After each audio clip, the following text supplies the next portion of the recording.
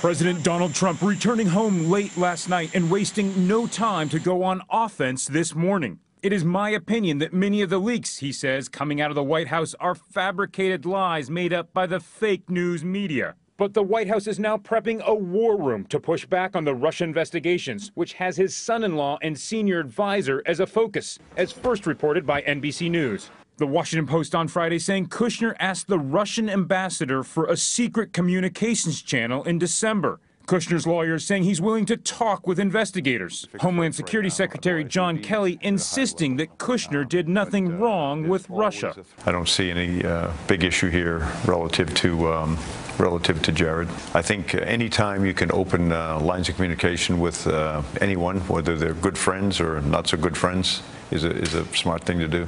Former Director of National Intelligence James Clapper asked on Meet the Press about Kushner's reported contacts with the Russians. But just from a theoretical standpoint, I will tell you that my dashboard warning light was clearly on, and I think that was the case with all of us in the intelligence community. The White House now bracing for long-term legal and media battles. Today, the president's attorney, Mark Kasowitz, who will represent him in the Russia probe, was at the White House, seen talking to Ivanka Trump. And the president is reportedly considering a staff shakeup, stripping Press Secretary Sean Spicer of his on-camera briefing duties and giving them to his deputy, Sarah Huckabee Sanders, or perhaps even canceling daily briefings. And the Trump team on offense about the disclosure of classified information, including the name of the Manchester suicide bomber, which angered British Prime Minister Theresa May. I believe when you leak the kind of information that seems to be routinely leaked, the high level of classification, it's darn close to